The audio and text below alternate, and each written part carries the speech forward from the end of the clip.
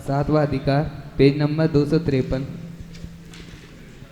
यहाँ प्रश्न है कि व्यवहार न्याय पर को उपदेश में ही कार्यकारी है या अपना भी प्रयोजन साधता है। उस वाले माइक से बोलो ना, उसको रख के दूर से बोलो, एकदम चिपका के मुंह से क्यों बोलते हो?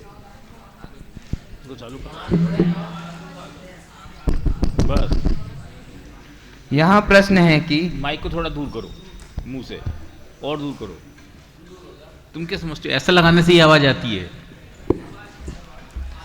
यहाँ प्रश्न है कि थोड़ा और दूर करो। हाँ,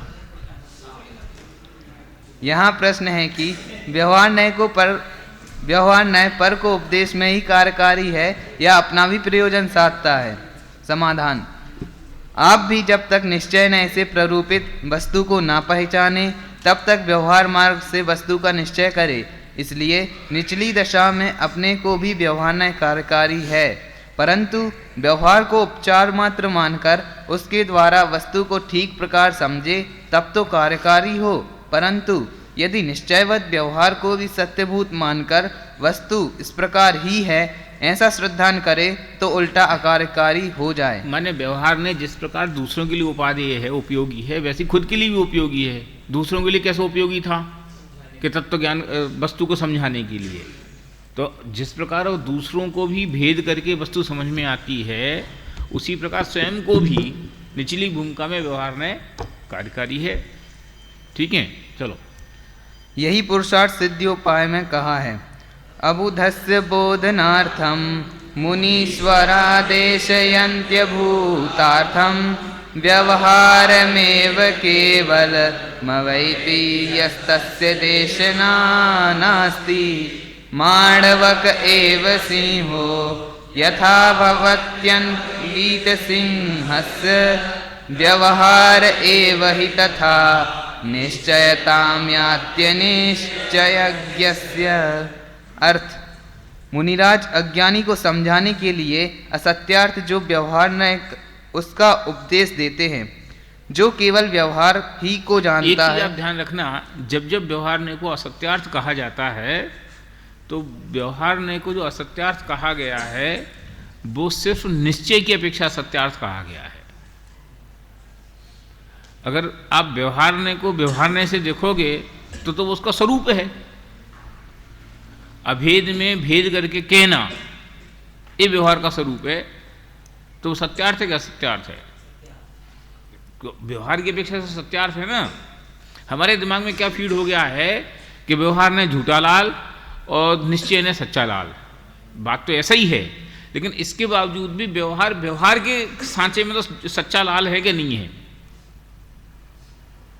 तुम छोटे बच्चे होता ना जो पानी को पप्पा कहे, तो उसको जब बड़ा आदमी पप्पा कहता है तो वो छोटे बच्चे के लिए तो बिल्कुल सही है कि नहीं है, पर वो खुद ही पप्पा समझने लग जाए तो झूठा है। तो व्यवहार ने अपने फ्रेम में बिल्कुल सच्चा है। क्यों? क्योंकि वो जिस प्रयोजन के लिए खड़ा हुआ है, जिस काम के लिए खड़ा हुआ है, वो काम करने में वो समर्थ है, अथवा वो ही उसका प्रयोजन है। उसको उस प्रयोजन से हटा के देखोगे तो वो झूठा, तो असत्यार्थ है। इसलिए जहाँ जहाँ भी ये व्यवहार ने असत्यार्थ जो व्यवहार ने का उपदेश जो कथन आते हैं ना, तो उनको आपको बराबर समझना चाहिए। चलो। मुनिराज अज्ञानी को समझाने के लिए असत्यार्थ जो व्यवहार न्याय उसका उपदेश देते हैं, जो केवल व्यवहार ही को जानता है उससे उपदेश देना ही योग्य नहीं है। तथा जैसे कोई सच्चे सिंह को ना जाने उससे बिलाव ही सिंह है, उसी प्रकार जो निश्चय को नहीं जाने उसके व्यवहार ही निश्चयपने को प्राप्त होता है। यहाँ कोई निर्विचारी पुरुष ऐसा कहे कि तुम व्यवहार को असत्यार्थ हे कहते हो। अब थोड़ा सा, अब मैं ज़्यादा इसमें कमेंट नहीं करूँगा, लेकिन थोड़ा सा आप अपनी बुद्धि में सुधार जरूर करें। जो केवल व्यवहार को ही जानता है उसे निश्चय का उसे उपदेश ही देना योग्य नहीं है, इस कथन में इतना सा आपको सुधार अपने दिमाग में करना चाहिए, जो व्यवहार को ही निश्चय जानता है, ठीक है, उसे उपदेश देना योग्य नहीं है। क्यों? नहीं तो व्यवहार का प्रयोजन क्या है? अगर हम व्यवहार का उपदेश दें और वो उसको जाने, तो उससे तो जान करके आगे बढ़ता है। मैं कहता हूँ छोटा सा बच्चा जिसने सिंह आज तक जिंदगी में देखा ही नहीं है, तो वो तो बिलाव में ही एक सिंह की कल्पना करता है। धीरे धीरे जब वो बड़ा होता है तो फिर उसकी इमेजिनेशन जब बड़ी होती है तो फिर उसको समझ में आता है कि सिंह का है, ठीक है। इसलिए जो व्यवहार को ही सर्वथा रूप से पकड़ के बैठ जाते हैं, नहीं नहीं यही सच्चा है, यही निश्चय है, इस प्रकार से जो माने, ऐसी हट बुद्धि जिनकी हो, देखो समझने की बुद्धि वालों का निषेध नहीं है यहाँ, ये हट बुद्धि के नहीं, जिनवाणी में तो ऐसे ही कहा है, हम तो ऐसे ही मानेंगे, जिनवाणी में तो मोक्ष का कारण ही कहा है, हम तो, तुम कैसे कहते हो कि मोक्ष का कारण नहीं है? इसका नाम है व्यवहार को ही मानते हैं। माने जो व्यवहार को ही सर्वथा स्वीकार करना चाहते हैं, उसका दूसरी आंख देखना ही नहीं चाहते, उनके लिए कहा कि ये उपदेश के काबिल लोग नहीं है। क्यों? अगर ऐसा नहीं होए तो फिर उपदेश तो व्यवहार ने का उपदेश ही समझ लो निचली भूमिका के लोगों के लिए। जिसको निश्चय ने का ज्ञान है उसको व्यवहार के उपदेश की जरूरत भी का है, क्योंकि व्यवहार का प्रयोजन ही ये था निश्चय को समझाना। तो कथन जब भी अपन पढ़ें तो उनको यथार्थ रूप अपने दिमाग में फीड करें, सही समझें। चलो क्या? बिल्कुल नहीं नहीं नहीं नहीं, ऐसा नहीं है। जो निश्चय को ही समझते हैं वे एकांत हो गया समझ लो उनके लिए। हाँ, जो निश्चय को ही समझे फिर दूसरा व्यवहार का एंगल ही नहीं समझे हैं, तो वे भी उपदेश के पात्र नहीं है। यहाँ कोई निर्विचारी पुरुष ऐसा कहे कि तुम व्यवहार को असत्यार्थ है कहते हो, तो हम व्रतशील संयमादिक व्यवहारकार किस लिए करें? सबको छोड़ देंगे।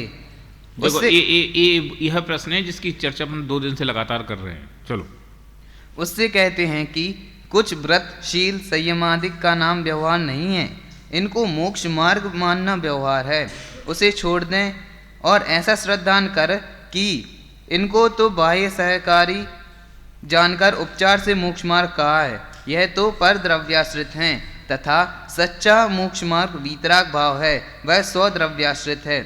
इस प्रकार व्यवहार को असत्यार्थ हेय जानना। व्रतादिक को छोड़ने से तो व्यवहार का हेयपना होता नहीं है, क्योंकि वस्तु में कोई निश्चय व्यवहार नहीं है, इसलिए वस्तु के ग्रहण त्याग से थोड़ी निश्चय व्यवहार का ग्रहण त्याग होएगा। वस्तु के संदर्भ में तुम्हारी मान्यता क्या है उसके आधार पर निश्चय व्यवहार खड़ा है। तो तुम व्रतशील संयम छोड़ दो तो क्या होगा? तो फिर का छोड़ना का है कि उसको जो तुम धर्म मान के बैठे हो, उसको जो मोक्ष मार्ग मान के बैठे हो, उसको ये जो मान के बैठे हो इससे ही हमारा कल्याण होगा, ये मान्यता छोड़नी है। तो फिर जिनवाणी में तो कहा है कि कहा है ना कि जिनवाणी में कहा है, इसका नाम तो व्यवहार ने से कहा है। तो व्यवहार ने से जो कहा है वो ऐसा नहीं है, ऐसा समझना। माने व्यवहार ने का जो कथन है उस कथन को ऐसा समझना कि ये यथार्थ ऐसा नहीं है, किसी न किसी उपचार की अपेक्षा से, किसी न किसी निमित्त की अपेक्षा से कहा गया है। तो वे व्रतशील संयमादि मोक्ष मार्ग हैं कि नहीं है? है ना। व्यवहार ने से मतलब कि नहीं है, मतलब क्या है कि वो मोक्ष मार्ग नहीं है। तो फिर इनको मोक्ष मार्ग कहा क्यों गया? क्योंकि जो मोक्ष मार्ग में होता है उसके जीवन में ये आए बिना रहते नहीं है, इसलिए मोक्ष मार्ग के इंडिकेटर रूप दिखाई देते हैं, इसलिए इनको मोक्ष मार्ग की संज्ञा दी गई है। बोलो, एक ही बात है। अरे यहाँ मानना वो कहने के अर्थ में ही है। हाँ, वो उस शब्द के अर्थ को अपने दिमाग में सही समझ लो। चलो, फिर हम पूछते हैं कि व्रतादिक को छोड़कर क्या करेगा? यदि हिंसा रूप प्रवर्तेगा तो वहाँ तो मोक्ष मार्ग का उपचार भी संभव नहीं है, वहाँ प्रवर्तने से क्या भला होगा? नरकादि प्राप्त करेगा। इसलिए ऐसा करना तो निर्विचारीपना है, तथा व्रतादिक रूप परिणति को मिटाकर केवल वीतराग उदासीन भाव रूप होना बने तो अच्छा ही है, वह निचली दशा में हो नहीं सकता। इसलिए व्रतादि साधन छोड़कर स्वच्छंद होना योग्य नहीं है। इस प्रकार श्रद्धान में निश्चय को, प्रवृत्ति में व्यवहार को उपादेय मानना भी मिथ्या भाव ही है। ठीक है, मैंने जो दूसरा इस प्रकार का कहने की कोशिश करते हैं ना कि श्रद्धा में तो हे मानेंगे, लेकिन प्रवृत्ति में तो उपादेय है कि ठीक है मोक्ष मार्ग तो नहीं मानेंगे, लेकिन करना तो पड़ेगा कि नहीं। तो कहते ये व्याख्या भी ठीक नहीं है। क्यों? क्योंकि क्रिया में कोई निश्चय व्यवहार नहीं है। चलो, तथा यह जीव दोनों नयों का अंगीकार करने के अर्थ कदाचित अपने को शुद्ध सिद्ध समान रागादि रहित केवल ज्ञानादि सहित आत्मा अनुभवता है। ध्यान मुद्रा धारण करके अब ये सब उसी बात की लगातार उदाहरण हैं। माने वो एक ही बात, उसी बात को अनेक प्रकार से समझाया गया। तो मैं समझता हूँ उसको तेजी से पढ़ने में ही समझदारी है ना। ये अंत तक लगभग यही चलेगा। चलो, ध्यान मुद्रा धारण करके ऐसे विचारों में लगता है सो ऐसा आप नहीं है, परंतु भ्रम से निश्चय से मैं ऐसा ही हूँ ऐसा मानकर संतुष्ट होता है। तथा कदाचित वचन द्वारा निरूपण ऐसा ही करता है, परंतु निश्चय तो यथावत वस्तु को प्ररूपित करता है। प्रत्यक्ष आप जैसा नहीं है वैसा अपने को माने तो निश्चय नाम कैसे पाए। जैसा केवल निश्चयाभास वाले जीव के अयथार्थपना पहले कहा था, उसी प्रकार इसके जानना। अथवा यह ऐसा मानता है कि इस नए से आत्मा ऐसा है, इस नए से ऐसा है, सो आत्मा तो जैसा है वैसा ही है, परंतु उसमें नए द्वारा निरूपण करने का जो अभिप्राय है उसे नहीं पहचानता। जैसे आत्मा निश्चय से तो सिद्ध समान केवल ज्ञानादि सहित द्रव्य कर्म नौ कर्म भाव कर्म रहित है, तथा व्यवहार ऐसे संसारी मति ज्ञानादि सहित तथा द्रव्य कर्म नौ कर्म भाव कर्म सहित है, ऐसा मानता है। सो एक आत्मा के ऐसे दो स्वरूप तो होते नहीं हैं। जिस भाव ही का सहितपना उस भाव ही का रहितपना एक वस्तु में कैसे संभव हो, इसलिए ऐसा मानना भ्रम है। तो किस प्रकार है? जैसे राजा और रंक मनुष्य पने की अपेक्षा समान है, उसी प्रकार सिद्ध और संसारी को जीवत्व पने की अपेक्षा समान कहा है। केवल ज्ञानादि की अपेक्षा समानता मानी जाए सो तो है नहीं। संसारी के निश्चय से मति ज्ञानादि हैं ही है नहीं, ही पे वजन है। सिद्ध के केवल ज्ञान है। इतना विशेष है कि संसारी के मति ज्ञानादि कर्म के निमित्त से हैं, इसलिए स्वभाव अपेक्षा संसारी में केवल ज्ञान की शक्ति कही जाए तो दोष नहीं है। जैसे रंक मनुष्य में राजा होने की शक्ति पाई जाती है, उसी प्रकार यह शक्ति जानना। तथा द्रव्य कर्म नौ कर्म उद्गल से उत्पन्न हुए हैं, इसलिए निश्चय से संसारी के भी इनका भिन्नपना है, परंतु सिद्धि की भांति इनका कारण कार्य अपेक्षा संबंध भी न माने तो भ्रम ही है। तथा भाव कर्म आत्मा का भाव है, सो निश्चय से आत्मा ही का है, परंतु कर्म के निमित्त से होता है, इसलिए व्यवहार से कर्म का कहा जाता है। तथा सिद्धि की भांति संसारी के भी रागादिक ना मानना, उन्हें कर्म ही का मानना, वह भी भ्रम है। अब देखो, अब जिनवाणी में आपको अनेक प्रकार की अपेक्षाएं मिलेंगी। कहाँ ये कार्य कारण संबंध खड़ा कर रहे हैं, कहाँ कहते हो कार्य कारण संबंध एक द्रव्य में घटता है, दो द्रव्य में घटता ही नहीं है। ठीक है। और कहाँ देखो नीचे, इस सिद्धि की भांति संसारी की भी रागादिक नहीं मानना, उन्हें कर्म का मानना, ये भ्रम है। और कहाँ ये कथन आते हैं कि इनको आत्मा का मानो, ये मिथ्यात्व है। तो जहाँ जैसे कथन आए उन कथनों को यथावत उसकी विवक्षा से समझ लेना चाहिए। चलो, इस प्रकार नयों द्वारा एक ही वस्तु को एक भाव अपेक्षा ऐसा भी मानना और ऐसा भी मानना, वह तो मिथ्या बुद्धि है, परंतु भिन्न भिन्न भावों की अपेक्षा नयों की प्ररूपणा है। ऐसा मानकर यथासंभव वस्तु को मानना सो सच्चा श्रद्धान है। इसलिए मिथ्या दृष्टि अनेकांत रूप वस्तु को मानता है, परंतु यथार्थ भाव को पहचान कर नहीं मान सकता, ऐसा जानना। तथा इस जीव के व्रत शील संयमादि का अंगीकार पाया जाता है, सो व्यवहार से ये भी मोक्ष के कारण हैं, ऐसा मानकर उन्हें उपादेय मानता है। सो जैसे पहले केवल व्यवहारालंबी जीव के अयथार्थपना कहा था, वैसे ही इसके भी अयथार्थपना जानना। तो आप देखना टोडरमल जी का बैलेंस, पहले उन्होंने निश्चय ने के आग्रही के आभास के आधार से पूरा चर्चा की, अब व्यवहार ने के आभास के आधार से पूरी चर्चा करके उभयाभासी का बैलेंस खड़ा कर रहे हैं। चलो, तथा यह ऐसा भी मानता है कि यथायोग व्रतादि क्रिया तो करने योग्य है, परंतु इसमें ममत्व नहीं करना। सो जिसका आप करता हो उसमें ममत्व कैसे नहीं किया जाए। आप करता नहीं है तो मुझको करने योग्य है, ऐसा भाव कैसे किया। और यदि करता है तो वह अपना कर्म हुआ, तब कर्ता कर्म संबंध स्वयं में भी हुआ, सो ऐसी मान्यता तो भ्रम है। तो कैसे है?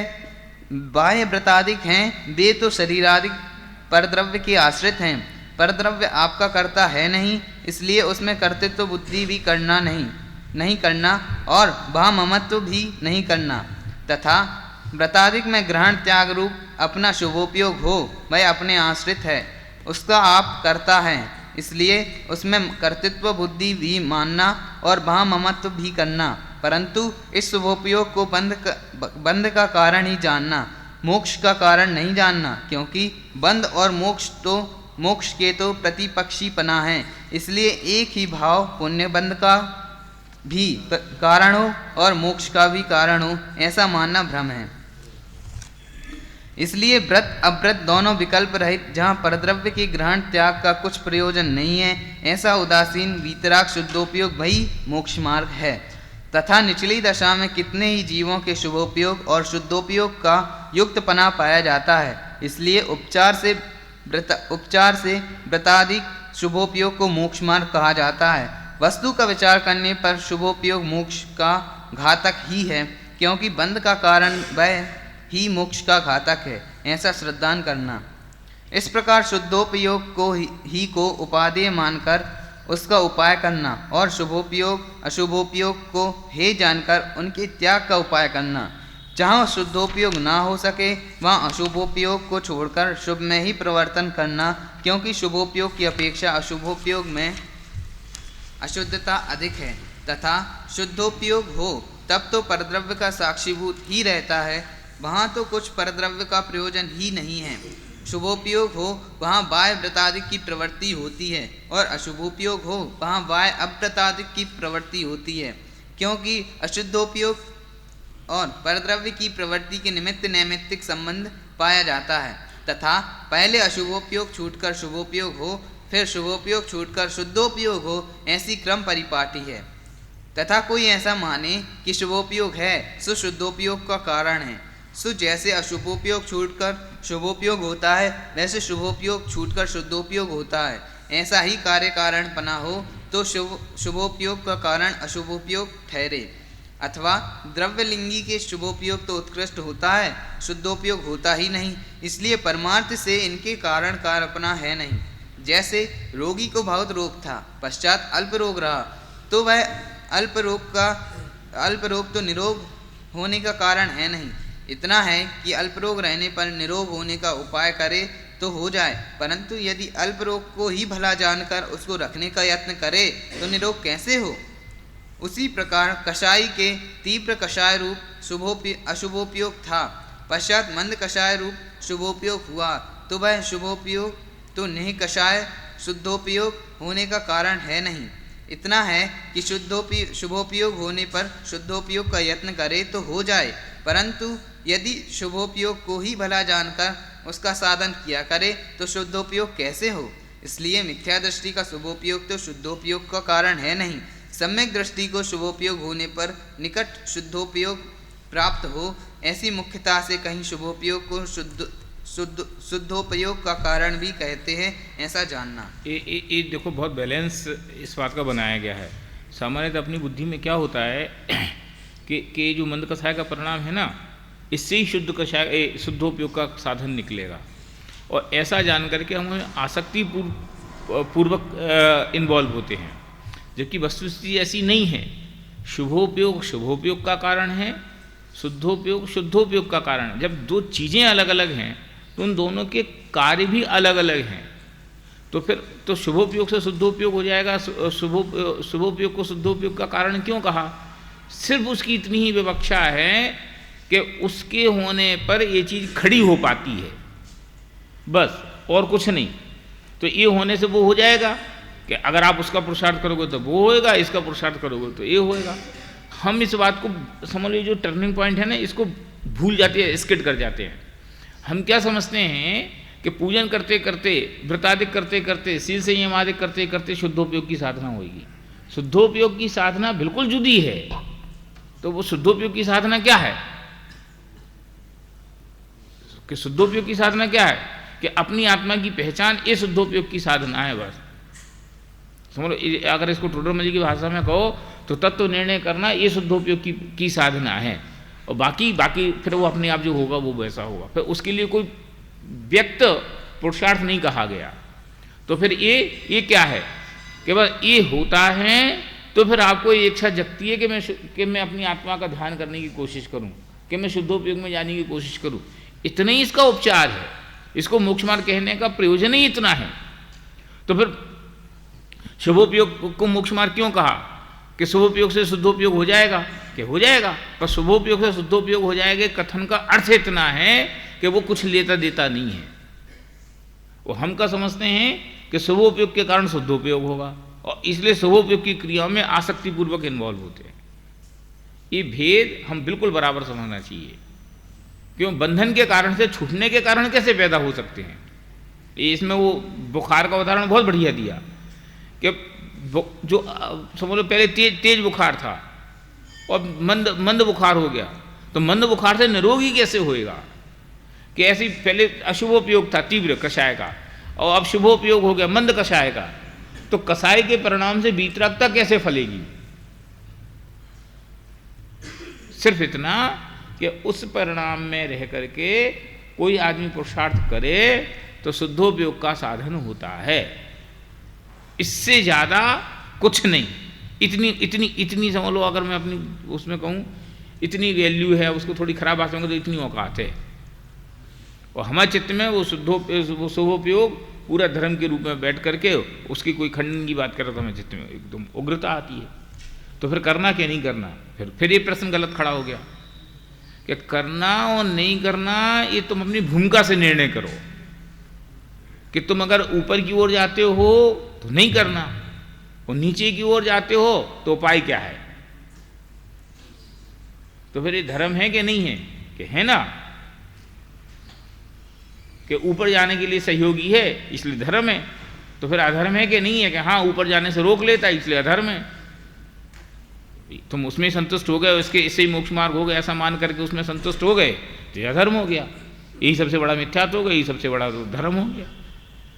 ये इतना अनेकांत, इतना विचार अपने चित्त में आपको स्पष्ट रखना चाहिए। चलो। तथा कोई ऐसा माने कि शुभोपयोग है सो शुद्धोपयोग का कारण है, सो जैसे अशुभोपयोग छूटकर शुभोपयोग होता है वैसे शुभोपयोग छूटकर शुद्धोपयोग होता है। ऐसा ही कार्य कारणपना हो तो शुभोपयोग का कारण तथा यह जीव अपने को निश्चय व्यवहार रूप मोक्ष मार्ग का साधक मानता है।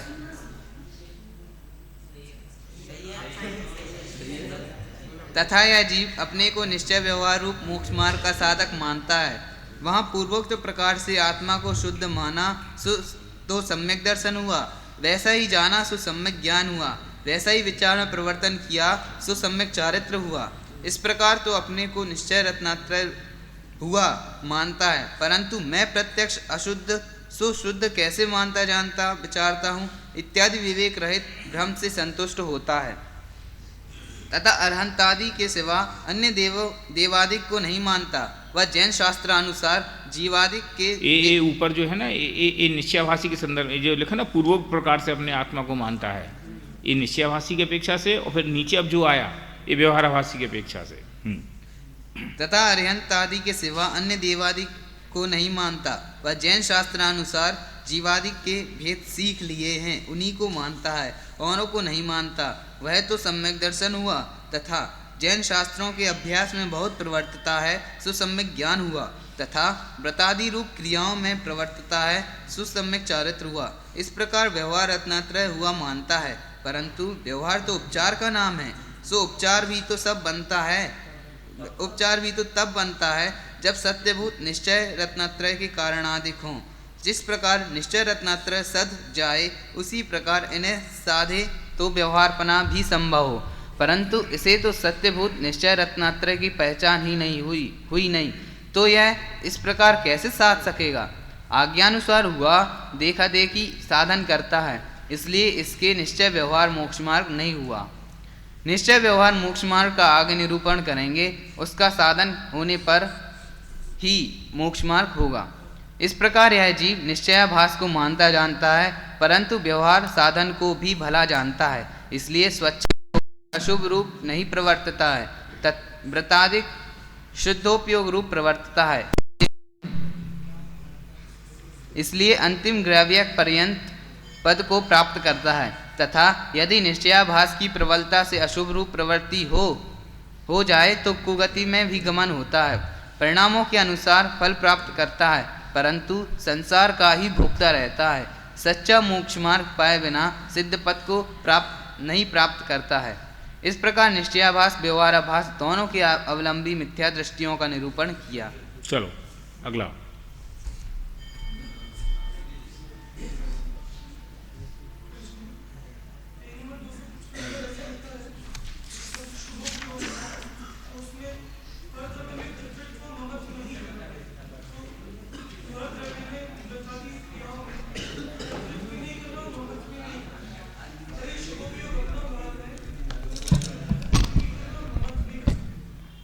अरे परद्रव्य में कर्तव्य में तो नहीं करने का अर्थ इतना ही है कि तुम परद्रव्य में कुछ कर ही नहीं सकते, और जो ये जो समझ लो परिणाम है इनके कर्ता तो तुम हो ना, तो इसका कर्तापना स्वीकार करना, तुम इसके कर्तापने से इनकार नहीं करना। यहाँ कर्तृत्व का अर्थ उपादेय बुद्धि रखना है ऐसा अर्थ नहीं है। यहाँ कर्तृत्व रखने का अर्थ सिर्फ इतना है कि इसके मालिक हो तुम अगर कुछ कर सकते हो तो अपने परिणामों को संभाल सकते हो। परद्रव्य की क्रिया के तो तुम करता भी नहीं हो, इसलिए उसकी तो संभाल करने का अभिमान करने से क्या फायदा है। इसलिए उसका तो कर्तृत्व मर्तृत्व की बात ही नहीं है। अगर कुछ कर्तृत्व की बात है, माने तुम कुछ कर सकते हो अथवा संभाल सकते हो तो अपने परिणामों को, ये भी स्थूल कथन है ना। क्यों? अपने परिणामों को भी आपको संभालने वाले कौन? लेकिन तो भी उपदेश तो ऐसे ही है ना, क्यों? अगर हम यही कहेंगे हमें परिणाम को संभालने वाला कोई नहीं, तो ये तो सब आदमी स्वच्छंदी हो गए। इसलिए कहा जाता है ना, भी अपने परिणामों को संभालो, अपने विचारों को अनुशासित करो, उनको क्या बोलते सही दिशा दो। तो इस अपेक्षा से कर्तृत्व की बात कही। यहाँ कर्तृत्व का अर्थ ये नहीं है कि हम उसके में उपादेय बुद्धि पूर्वक उसको समझें बस।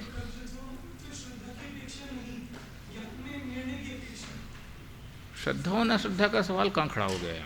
श्रद्धा न श्रद्धा का सवाल कहाँ खड़ा हो गया? यहाँ तो सिर्फ इतना कि तुम अगर कुछ कर सकते हो तो अपने परिणाम में ही कर सकते हो, परद्रव्य की क्रिया में तुम कुछ नहीं कर सकते। इसलिए परद्रव्य की क्रिया में तो अनावश्यक जो तुम कर्तापना मान करके मैंने ऐसा कर दिया, मैंने इतना कर दिया, इतना बड़ा मंदिर बनवा दिया, मैंने इतना बड़ा विधान करा दिया, इन बातों में कोई दम नहीं है।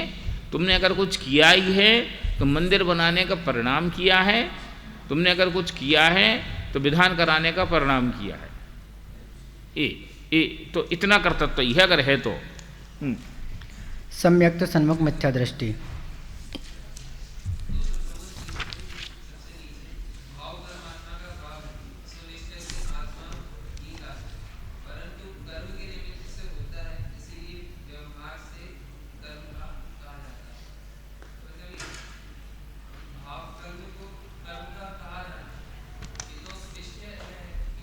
ये केवल समय सार में है, और वो भी केवल आश्रय अधिकार में वहीं कि उसका क्या बोलते हैं, उसका वो नहीं वो उसके लिए एक पर्टिकुलर वर्ड दिया गया कि इसका कार्य कारण संबंध पुद्गल के साथ घटता है, इसलिए पुद्गल ही इसका करता है।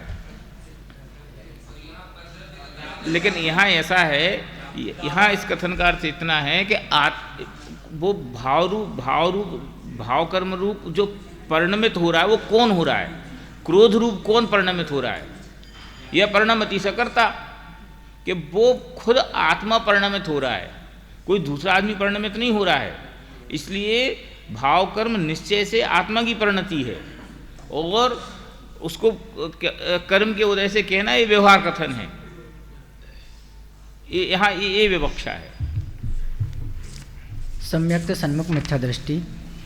अब सम्यक्त के सन्मुख जो मिथ्या दृष्टि है, भाव कर्म को आत्मा का कहना और भाव कर्म को कर्म का कहना, इन दोनों की अपनी अपनी अपेक्षाएं हैं। भाव कर्म को आत्मा का कहना की विवक्षा ये है कि अगर आत्मा ही क्या नहीं मानोगे तो फिर नाश किसका करना है? अगर आत्मा में है ही नहीं, आत्मा को उसका कर्तापना नहीं है, तो फिर आत्मा तो मुक्त ही हो गया, फिर नष्ट किसको करना है? द्रव्य कर्म तो पहले ही आत्मा में नहीं थे, नो कर्म पहले ही जुदा हैं, बचे भाव कर्म। तो अब अगर भाव कर्म को भी तुम अपनी आत्मा का नहीं स्वीकार करोगे तो फिर नष्ट किसको करोगे? इसलिए भाव कर्म का कर्ता आत्मा स्वयं है। तो कर्म के उदय से हुए ना कि कर्म का उदय तो निमित्त है, उपादान तो आत्मा ही है।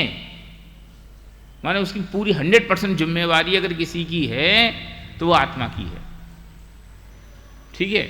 अब कि भैया आत्मा के होने के बावजूद भी वे कर्म के उदय से हुए हैं, ये आत्मा के स्वभाव नहीं हैं, और आत्मा के भाव होने के बावजूद भी वे आत्मा की गुड फेथ में काम नहीं करते, आत्मा के स्वभाव को नाश करने में काम करते हैं।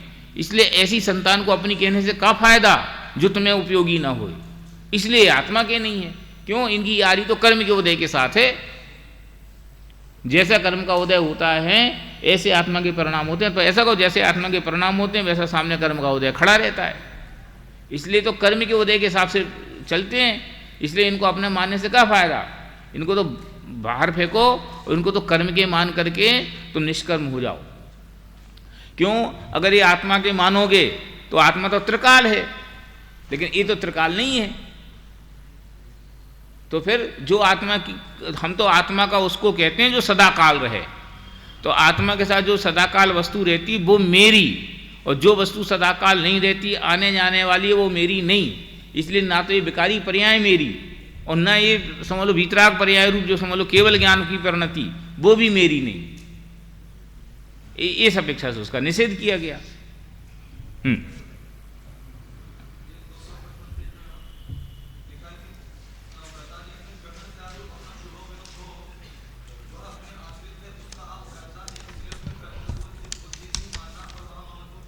इस प्रश्न का जवाब ही 2 मिनट तुमने पूछा था, इसने पूछा था, हो तो गई बात। सिर्फ इतनी सी उस कथन का अर्थ सिर्फ इतना है कि उसके मालिक तुम हो। व्रतादिक किए तो व्रतादिक में 2 काम हुए, एक तो परद्रव्य की क्रिया हुई और एक तुम्हारे परिणाम हुए। तो तुम असली कर्ता किसके हो? कि परद्रव्य की क्रिया के तो कर्ता भी नहीं हो। तो वो जो परिणाम हुआ ना, वो परिणाम ही में तुम्हारा मालिकपना है। यहाँ कर्तृत्व बुद्धि का अर्थ है, यहाँ वो मिथ्यात्व वाली कर्तृत्व बुद्धि नहीं लेना। यहाँ कर्तृत्व बुद्धि वाली माने मैं उसका करता हूं, यह मेरा कर्म है, ये ऐसी कर्तृत्व बुद्धि का अर्थ लेना। वो कर्तृत्व बुद्धि वो चूंकि मिथ्यात्व के अर्थ में रूढ़ हो गई है। कर्तृत्व बुद्धि माने कि अगर मैंने कुछ किया है तो शुभ भाव ही किया है, परद्रव्य की क्रिया का मैंने कुछ नहीं किया है। इतना तो मानना पड़ेगा ना। अगर इतना भी नहीं मानोगे तो फिर शुभ भाव हुआ का हवा में।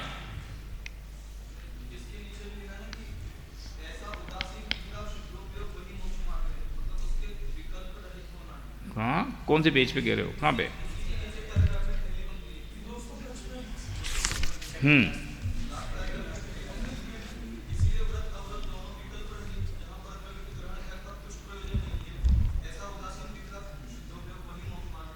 ठीक है।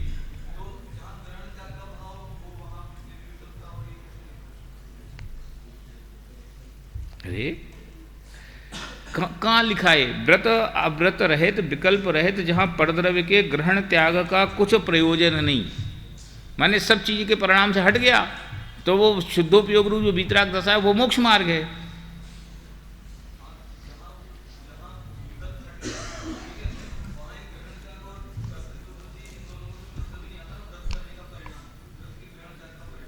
अपन बाद में बात कर लेंगे, ठीक है? चलो आगे। अरे यार